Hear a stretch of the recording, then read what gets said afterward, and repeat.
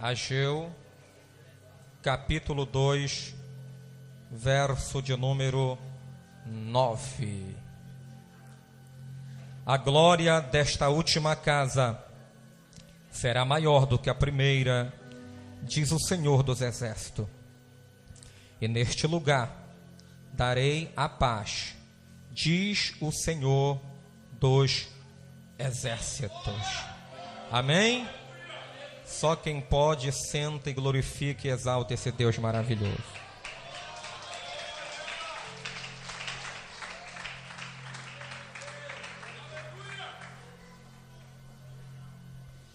Amém, meus irmãos?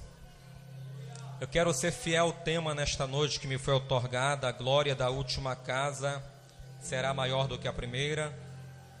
E eu quero dar um subtema para essa mensagem: a reedificação do templo. Amém? Quero magnificar e louvar a Deus pela vida de todos os ministros do Evangelho que estão aqui. Amém? Colegas ministeriais da igreja, evangelista Erickson, no sábado ele tivemos na última vigília no Templo Central.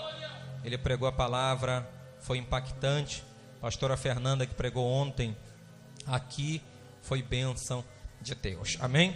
Pegue na mão do seu irmão, por gentileza, e diga assim: está preparado para a unção de Deus sobre a tua vida nesta noite? Irmãos, eu quero fazer duas perguntas. A primeira pergunta que eu faço: o povo pentecostal já chegou aqui neste lugar? Eu não ouvi direito. O povo pentecostal já se faz presente aqui? Será que a geração do arrebatamento pode estar aqui neste lugar? A Bíblia não afirma o dia e nem a hora, mas eu posso crer pelos sinais que a qualquer momento o arrebatamento vai acontecer. Aleluia! Meus queridos e amados irmãos, noiva do Cordeiro Pascual, igreja militante de Cristo, nós estamos diante de uma palavra profética, de uma palavra que é digna de toda aceitação, pois a Bíblia Sagrada é a nossa regra de fé e prática, é a nossa bússola espiritual que nos conduz à Nova Jerusalém. O livro de Ageu, o autor é Ageu, que significa festivo. Esse nome, ele é uma alusão às festividades religiosas no futuro templo. Para quem não sabe, Ageu, ele foi contemporâneo do profeta Zacarias. Ageu foi a primeira voz profética a se ouvir depois do cativeiro. Segundo a tradição, a Bíblia não afirma isso, mas possivelmente Ageu nasceu na Babilônia e estudou sobre a orientação do profeta Ezequiel. O seu nome não aparece na primeira deportação, mas possivelmente depois ele fora para Jerusalém. O livro de Ageu foi escrito no ano 520 antes de Cristo. Foi no segundo ano do rei Dário Estaspes, que era rei da Pérsia. Ageu capítulo 1, verso 1. No segundo ano do rei Dário, no sexto mês do primeiro mês, veio a palavra do Senhor por meio do profeta Ageu a Zorobabel, filho de Seatiel, governador de Judá, e a Josué, filho de Zodadaque, o sumo sacerdote. Ageu é o primeiro livro profético a apresentar datas de reis gentios. A única exceção é Daniel. Mas pós-exílico, primeiro Ageu e segundo Zacarias. Isso mostra que o tempo dos gentios estaria próximo, porque a salvação veio para os judeus, nós éramos gentios, e o tempo dos gentios seria que a graça ia alcançar aqueles que não eram de Israel também, através de Jesus Cristo, nosso Senhor. Aleluia! O tema do livro de Ageu é a reedificação do templo. Para nós entendermos o contexto histórico aqui, nós vamos ver que foi profetizado, pastor Edelso, que ia acontecer um cativeiro de 70 anos. Por que ia acontecer esse cativeiro, pastor Netane? Porque na época dos reis, os filhos de Israel pecaram, adoraram a Baal, a Astarote, se deixaram levar pela idolatria, pela prostituição, e a mão de Deus veio sobre aquele povo, e a palavra teve que se cumprir. No ano 605 a.C., houve a primeira deportação, aonde foram levados principalmente os príncipes, e nessa primeira deportação estava Daniel. Alguns anos depois, em 597, houve a segunda deportação por Nabucodonosor, e possivelmente o profeta Ezequiel, na sua juventude, foi para o cativeiro nesta época. Em 588, houve a terceira deportação, e coisas terríveis aconteceram em Jerusalém, aonde Jerusalém e o templo, eles foram destruídos, irmão. O primeiro templo foi destruído em 587 antes de Cristo. Nessa terceira deportação, o que me chama a atenção é que a Babilônia, ela não derrotou o povo de Deus em um dia. Foi aproximadamente, pastora Jane, 20 anos para eles conquistarem aquele pequeno povo. E olha, porque eles estavam em desobediência. Na obediência, eles nunca iriam perder, irmão, uma guerra. Quem está entendendo, diga amém. Pois bem, o cativeiro acontece. Os 70 anos está se aproximando. Em 538 a.C., o povo, ele volta do cativeiro. Você pode dar glória a Deus? Haveria promessas que Deus ia levantar reis persas, para que esses reis assinassem o decreto e o povo voltasse para a terra. E quem foi esse rei, pastor Netane? Foi o rei Ciro.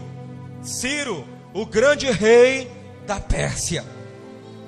Em 536, começa a construção do segundo templo. Aleluia. Nós ainda não estamos no contexto de Ageu. Nós sabemos que o primeiro templo, a construção começou lá no livro de Esdra. Foi lá que Deus começou a usar Zorobabel, Jesua, o sumo sacerdote, e o povo. Mas infelizmente, irmão, em 529 a 526 a.C., houve uma perseguição muito grande dos samaritanos que estavam no norte, e eles foram perante o rei, colocaram cartas, e a obra parou. Eles começaram, e uns 6, 7 anos depois, a obra parou. Aleluia. E no decorrer, quando o templo estava parado, na Babilônia havia muitas guerras, no Império Medo-Persa também, e alguns reis foram caindo, assim como Ciro, o seu filho. Mas em 522, Dário, ou Dario, ele governa. Aleluia. E quando ele governa, você vai ver que se cumpre a palavra de Deus. Ageu capítulo 1, verso 1. No segundo ano do rei Dário, nas datas antes de Cristo, ela vem baixando. Antes de Cristo vem baixando, depois de Cristo ela vai aumentando.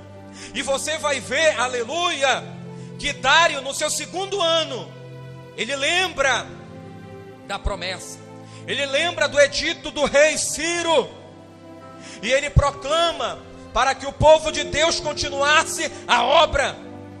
E em 520 antes de Cristo, Ageu e Zacarias, eles encorajaram o povo a retornar à construção do templo. Aleluia. E a palavra de Ageu era, Ageu capítulo 1, verso de número 8: subi ao monte, trazei madeira, edificai a casa, e me agradarei nisso, e serei glorificado. Aproximadamente no dia 29 de agosto de 520, A primeira mensagem de Ageu é profetizada, aleluia.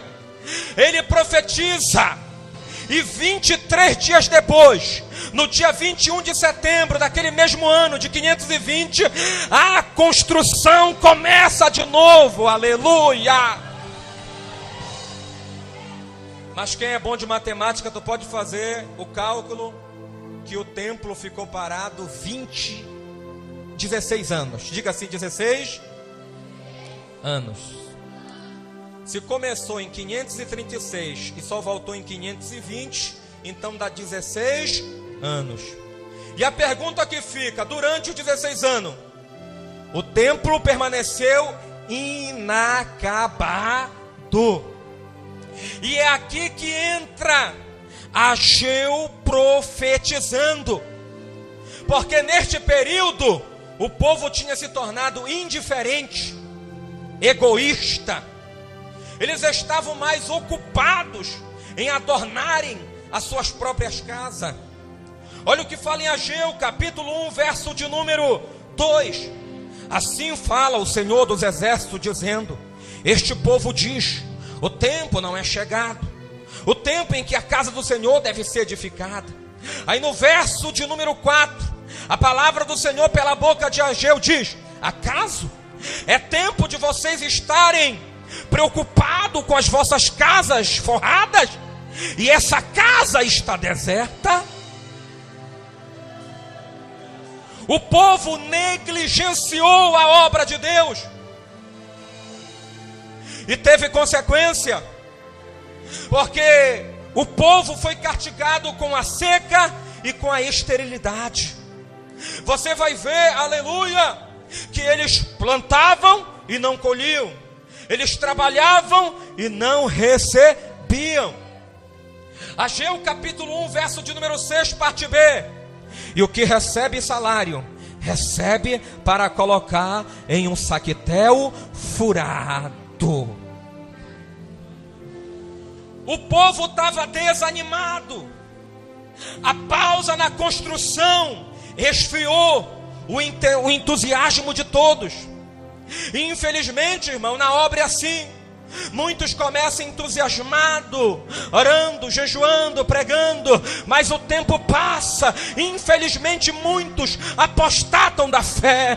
Mas eu vim aqui no mesmo encorajamento e incentivo de Ageu para dizer para esta igreja: não é tempo de parar, porque diferente daquela época, esse templo já acabou a construção, mas enquanto Jesus não volta, a igreja tem que estar marchando, a igreja tem que estar orando. O templo do Espírito Santo deve ser edificado todos os dias.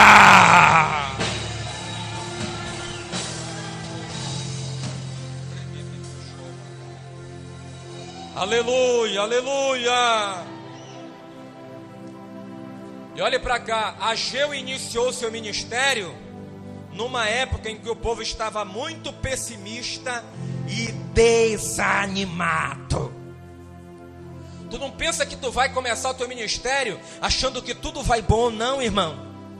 Deus, quando Ele chama alguém, sempre Ele vai chamar no momento difícil, aleluia. No momento que tu sente medo, no momento que tu sente insegurança, no momento que tu pensa que tu não pode. Imagine Ageu se levantar no meio daquela assembleia, cheio de sacerdote, de levitas. O povo estava acostumado com o secularismo, o povo estava acostumado com o trabalho.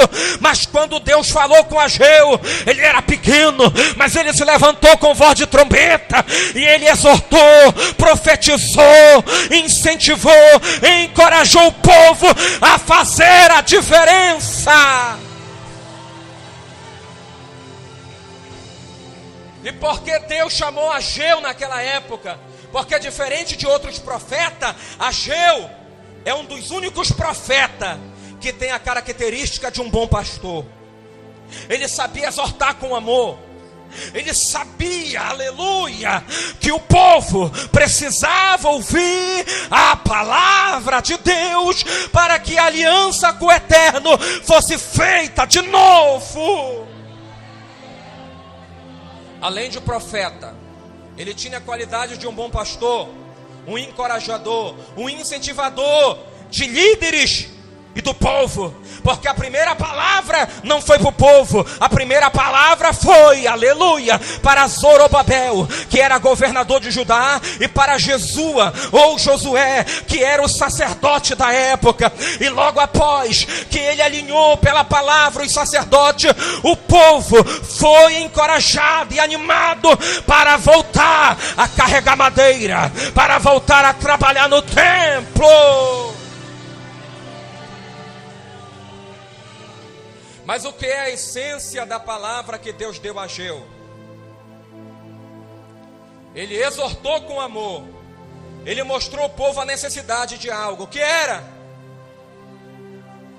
O povo tinha que aprender a estabelecer prioridades.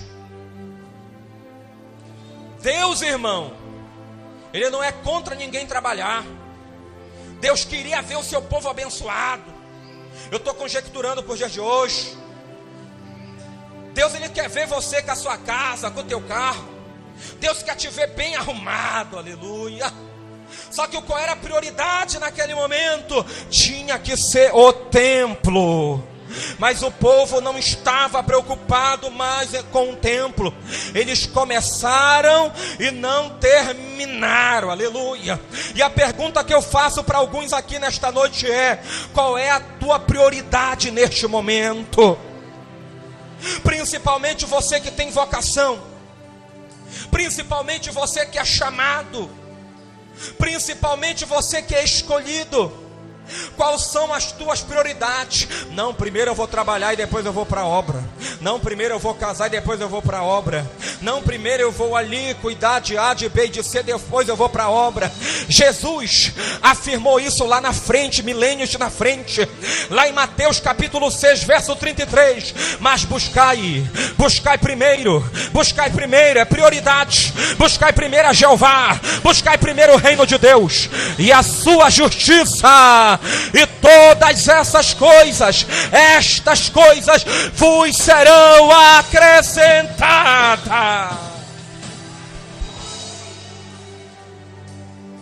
A prioridade naquela época era a construção do templo, mas eles estavam mais preocupados com o seu salário, com a sua casa, com a sua roupa. Eles estavam mais preocupados com as suas vestimentas. Quem está entendendo, diga amém. Mas olha para cá. Há quem pensa que a palavra que Deus deu para Ageu foi só para construir um templo fisicamente. Isso é um ledo engano. A palavra que Deus deu a Ageu foi um despertamento espiritual para nós pastores, para as ovelhas, para a igreja, porque Zorobabel significa o povo, aleluia, e Josué significa nós, aleluia, que pregamos a palavra de Deus.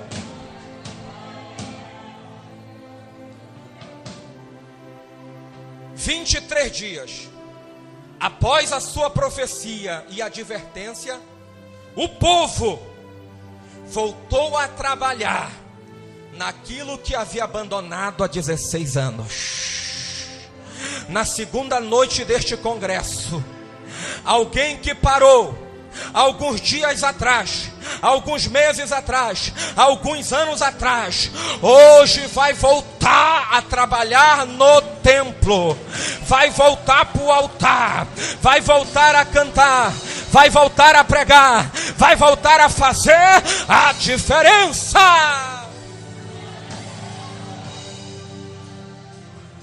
Só que olha aqui, ele profetizou, no outro dia eles foram trabalhar? Não. Ele profetizou, mas 23 dias depois a profecia começou a se cumprir. Aí eles começaram a construir. E aí quando eles começaram a construir, eu começo a pregar dentro do tema Ageu 2:9. Você vai entender porque Deus usou a boca de Ageu para profetizar que a glória da última casa seria maior do que a primeira.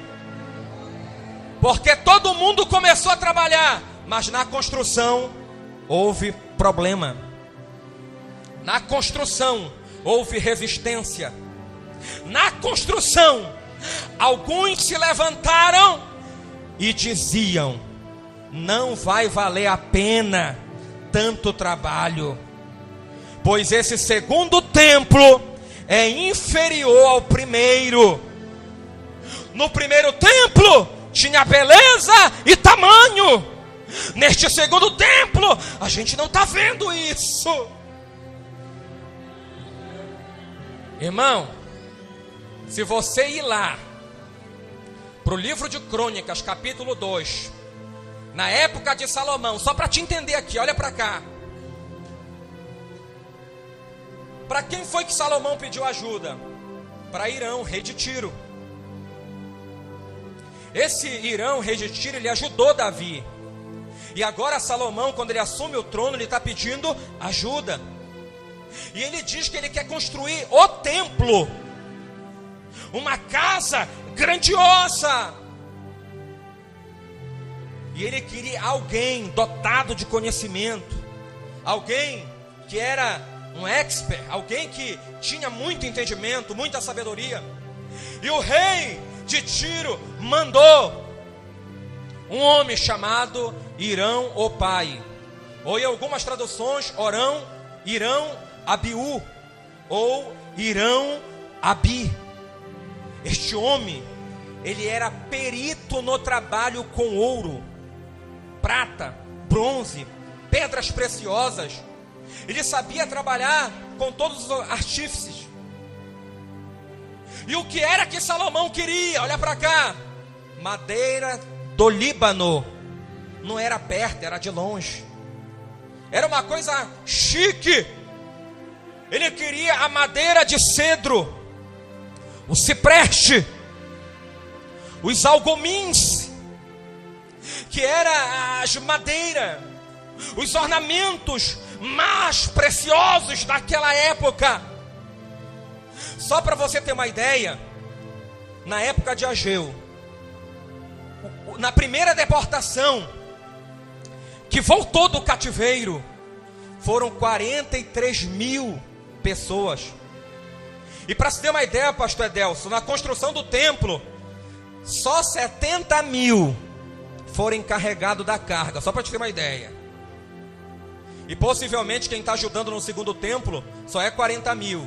No primeiro templo, 70 mil foram os carregadores de carga, porque a madeira ela veio nas balsas da parte do Líbano. E era muito longe, irmão. Depois que chegava no porto, tinha que trazer nos carros da época. E não para por aí.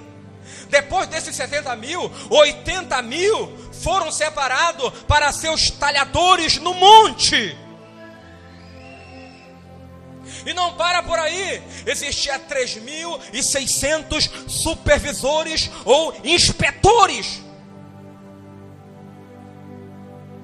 Qual era o tamanho do templo, pastor Netane? 60 côvados de comprimento, 20 côvados de largura, 30 côvados de altura. A beleza do primeiro templo, ela é descrita lá em 2 Crônicas, no capítulo 2, no capítulo 4 e no capítulo 5. A base de ouro, aleluia, bronze, pedras preciosas, a melhor madeira do Líbano, aleluia. Prova disso em 2 Crônicas, capítulo 7, verso 1. Quando houve a festa de inauguração do primeiro templo, a Bíblia diz que tendo Salomão acabado de orar, caiu fogo do céu. A glória do Senhor entrou na casa, ao ponto que os sacerdotes não podiam se levantar. E sabe por que o povo estava preocupado anos depois? Porque não tinha o mesmo tamanho, não tinha a mesma beleza. E o que fez a glória de Deus descer no primeiro templo? A adoração por visão. Foi por isso que Jesus tirou a adoração por visão no dia de hoje. Porque no Antigo Testamento se adorava por ver. Por isso que quando Salomão fez o templo, ele colocou querubins, ele colocou, aleluia, as imagens, para quem não sabe, irmão. E isso gera muita polêmica em certas religiões, porque nós protestantes, a gente foge um pouco deste assunto, aleluia, louvado seja Deus. Mas no primeiro templo tinha imagem, e se você for ver, a igreja ortodoxa que está na Rússia, ela tem os mesmos moldes do catolicismo, mas ela adora Jeová. Os templos são luxuosos, os templos são grandes, porque eles ainda têm essa visão de adorar através do olho, daquilo que vê. Se está bonito, eu adoro.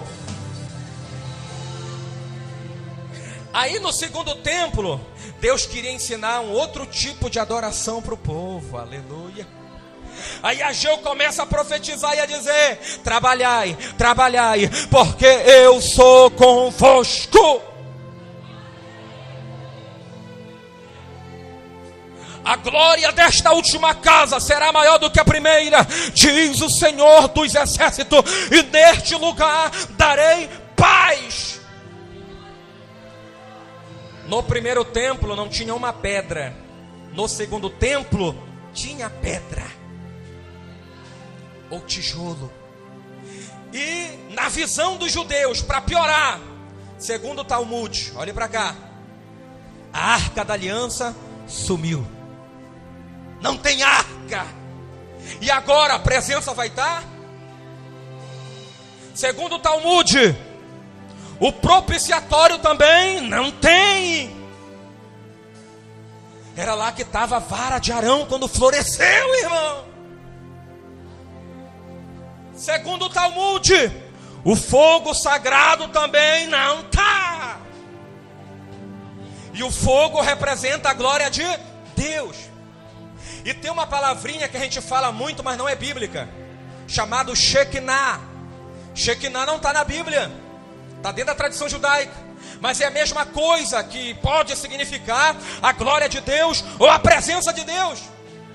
Então o povo começou a construir, mas depois eles começaram a se preocupar. Não tem tamanho, não tem beleza, não tem arca, não tem propiciatório, não tem fogo sagrado, não tem glória de Deus, não tem Shekinah. Mas a primeira revelação que Deus deu para o povo foi: a glória da última casa será maior do que a primeira, e neste lugar eu darei paz, paz, paz, paz, paz, paz.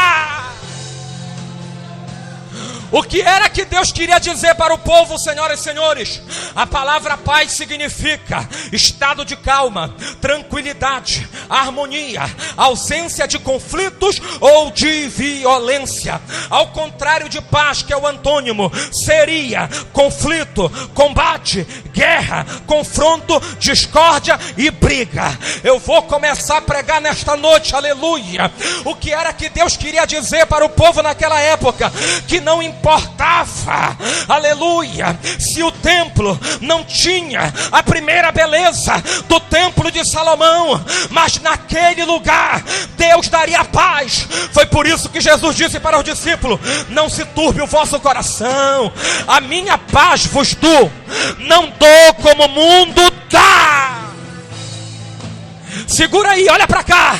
Tem muito lugar, irmão, que infelizmente está todo bonitinho, mas a igreja não tem paz. É briga, é uma guerra, é fofoca, é discórdia, é disse-me-disse. É a pessoa se levantando contra o pastor, é a pessoa se levantando contra o profeta, é o irmão contra a irmã brigando. Mas o crente que é lavado e comprado com o sangue do Cordeiro, ele não é brigão, ele anda na paz do Senhor.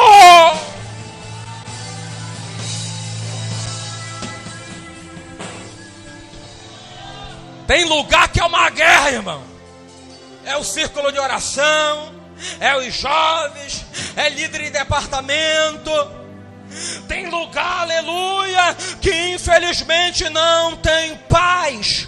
Parece que está tudo bem, parece que está tudo bonitinho, mas o Senhor estava dizendo: eu darei paz. Olhe para cá, eu prego em muitos lugares, e no mesmo tanto que eu prego, numa igreja que se denomina grande, eu prego numa igreja pequena, enquanto os cultos evangelísticos, enquanto as cruzadas, no meio da baixada, da periferia, você vai pregar, o pastor Edelso sabe disso, não tem ar-condicionado, aleluia, antes de pregar a gente já está tudo suado, me desculpe a expressão, tudo melado, o corpo, a pressão parece que aumenta, mas quando a gente começa a pregar, o povo começa a dar glória, o povo começa a dar aleluia. A gente não pode perder esses princípios, irmão, independente se a igreja é pequena ou grande, igreja aqui tem paz, ela tem entendimento, ela não é uma igreja que fica brigando, ela não é uma igreja que fica em discórdia. No Salmo 133 ele diz: ó, quão bom e suave é que os irmãos vivam em união. Eu sou crente, mas não dou paz do Senhor pro irmão. Eu sou crente, mas ando tudo bicudo. Eu sou crente, mas a minha mão não é. Eu sou crente, mas eu só falo com ele ou com ela só se ele vir falar comigo. E nesse lugar darei paz. Era essa a primeira revelação que Deus estava entregando para Ageu. Ei, é inferior em beleza e em tamanho, mas eu darei paz. Irmão, eu não sei quem aqui estava precisando da paz que só Jesus pode dar, mas abre a porta do teu coração nesta noite, aleluia, porque Jesus está na casa. Você que não tinha paz no teu casamento, você que não tinha paz lá no teu trabalho, porque o teu chefe, teus colegas se levantam contra a tua vida, você que não tinha paz na igreja, porque as pessoas têm inveja de ver tu pregar, reger, cantar. Nesta noite Deus está dizendo: a glória da última casa, a glória da última casa será maior, maior, maior, maior do que a primeira.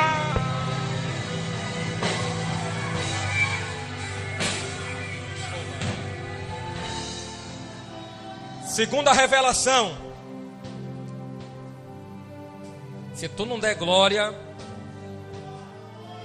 Ageu capítulo 2 verso 5: conforme a palavra do pacto que fiz convosco, quando saíste do Egito, o meu espírito, é Jeová que está falando, o meu espírito permanece no meio de vós.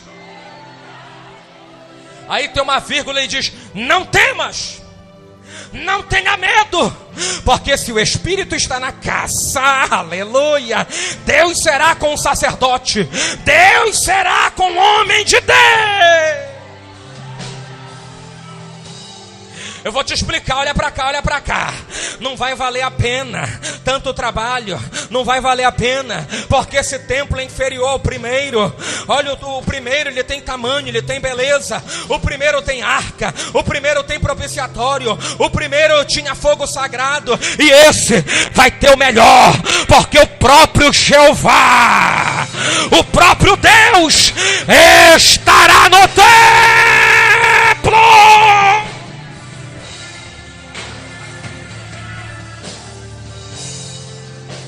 Olha para cá. Foi por isso que ele disse, Ageu capítulo 2 verso 8: a prata é a minha, o ouro é meu, diz o Senhor dos Exércitos. Olha para cá. Eles tinham ouro para construir? Não. Eles tinham prata para construir? Não. Aí Deus estava dizendo: ei, agora eu não vou me manifestar através de símbolos, agora eu vou trazer um novo tempo para a minha igreja, eu vou trazer um novo tempo para o meu povo, aleluia. Meu irmão, se Jesus está no templo, para que tu está acanhado aí de dar glória a Deus, de dar aleluia, de receber a presença? Ele passeia no meio dos 7 castiçais, ele está aqui na minha direita, ele está aqui na minha esquerda, ele está aqui no altar. Levítico capítulo 6 verso 13: o fogo arderá continuamente sobre o altar e não se apagará.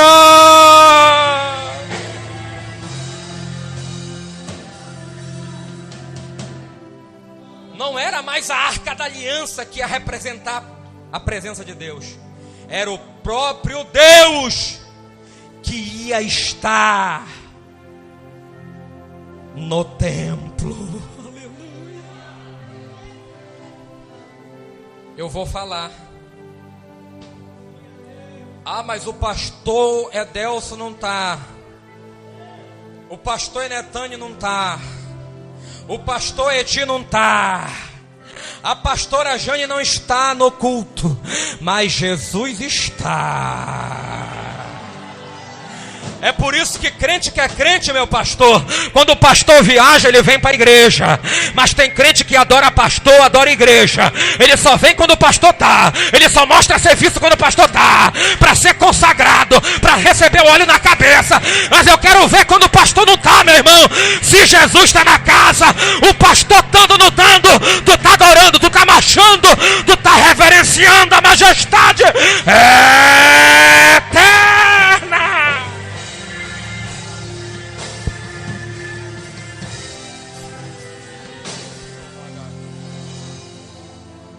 Porque tem obreiro que ele é só assim. Pastor não está, não vou para a igreja. A missionária não está, eu não vou para a igreja. Ele disse: a glória da última casa será maior do que a primeira. Por quê? Porque eu estarei no meio de vós. Teve um profeta que disse: Senhor, se tu não ires comigo, eu não irei. Não adianta ir sozinho se ele não estiver conosco. Mas ele está no tabernáculo da libertação Novo Horizonte. Ele está com os pastores. Ele está com as ovelhas. Então te coloca, crente. Te apruma, crente. Porque nesta noite a glória vai descer sobre a tua vida.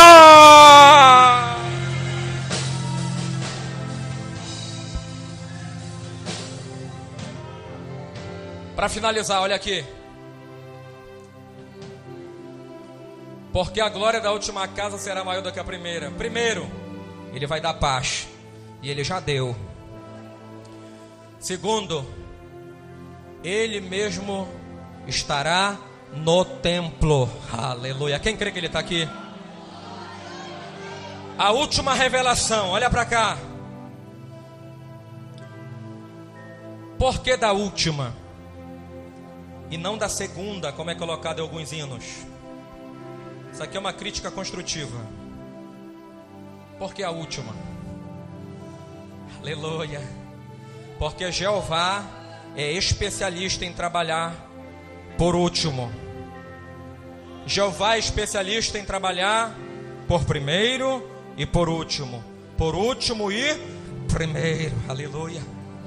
Ele não está dizendo assim, olha, a glória da terceira casa, a glória da quinta casa, porque aqui é contínuo. A glória da última casa pode ser a segunda, a terceira, a quarta, a quinta. Não está entendendo, meu irmão? Aleluia. Pode passar os dias, as semanas, os meses, os anos. A última casa sempre será a última vez, talvez, que você caiu. É por isso que ele disse: ainda que o justo caia 7 vezes, eu levantarei. E olha aqui, ainda não acabou. O especialista nas últimas coisas chegou aqui. Porque a glória da última casa, Eclesiastes capítulo 7, verso 8. É melhor o fim das coisas do que o princípio dela. Provérbios capítulo 16, verso 1, na nova linguagem de hoje. Do homem, o homem faz plano, mas quem dá a última palavra é Deus. Jó capítulo 8, verso de número 7. Na realidade, o teu princípio foi pequeno, mas o teu último estado será grande, será grande, será grande.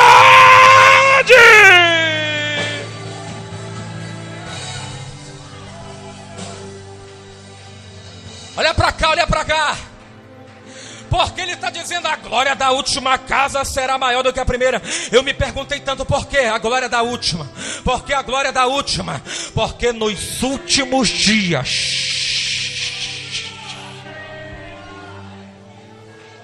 Já pegou aí, já pegou.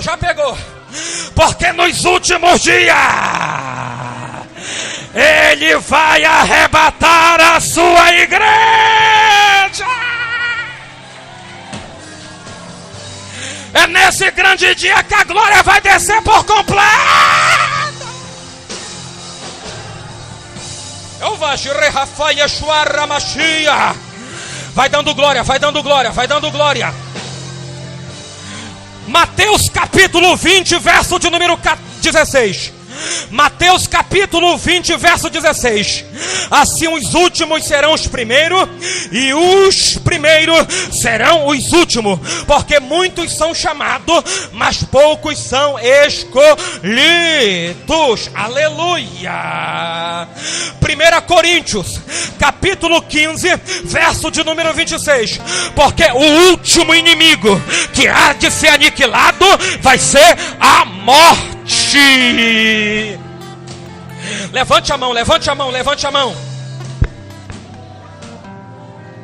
Apocalipse capítulo 21, verso de número 4.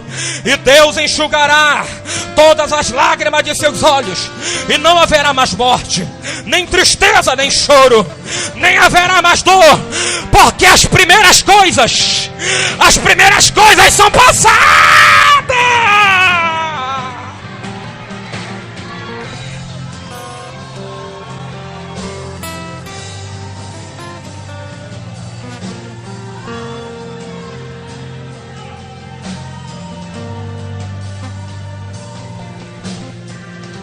Eu estou sentindo a graça de Deus. Olha para cá, olha para cá. Tu vai pegar a revelação. Apocalipse 22, 13. Eu sou o Alfa, o Ômega, o princípio e o fim, o primeiro e o último. A glória da última casa será maior do que a primeira. Porque ele está dizendo que ele é o primeiro e o último. E ele está dizendo em Mateus 20, 16, que os últimos serão primeiro, e os primeiros serão os últimos. Olha para cá. Numa corrida tem 20 disputando. Só ganha lá quem chega em primeiro, em segundo e em terceiro. Quem, aleluia, fica lá no último é conhecido aquele que está na lanterna, e ele não ganha nada. Aí eu me perguntei, se tu é o princípio e o fim, se tu é o alfa e o ômega, e o Senhor disse que os primeiros serão os últimos e os últimos serão primeiro, aonde é que isso vai se cumprir? No arrebatamento. Porque a Bíblia diz que os mortos que morrer, os mortos ressuscitarão primeiro.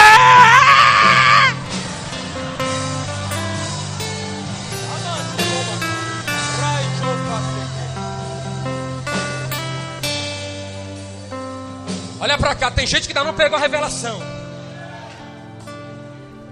Se ele é o alfa e o ômega, o princípio e o fim, se o primeiro serão os últimos e os últimos serão o primeiro, no arrebatamento todo mundo vai chegar junto. E não tem erro, porque no arrebatamento vai acontecer duas coisas. Os mortos, todos que morreram, quando acontecer o arrebatamento, eles vão chegar na mesma hora.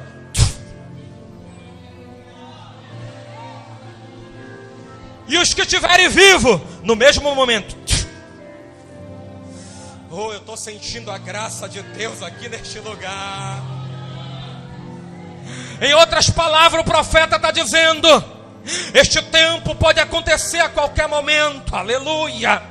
Mas enquanto a igreja não é arrebatada, eu encontro uma promessa antes do arrebatamento, pastor Edelso. Está lá em Joel no capítulo 2 em diante.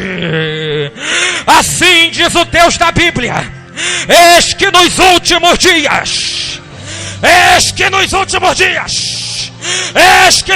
dias derramarei do meu espírito sobre toda a carne.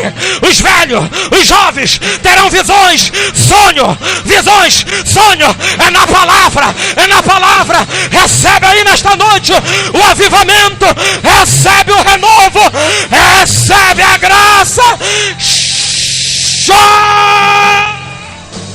Vai ficando de pé, vai ficando de pé. É na palavra, Deus está renovando. É na palavra, Deus é contigo, Zorobabel.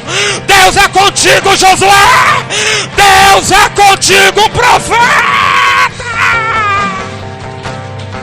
Levante a mão e adora, levante a mão e adora, levante a mão e adora, lá na portaria, aqui na nave da igreja.